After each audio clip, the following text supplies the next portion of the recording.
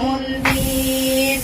আমরা পিতার হলাম এখন মনের মন্দির। পিতা গো আছো তুমি অঙ্গে অঙ্গেতে।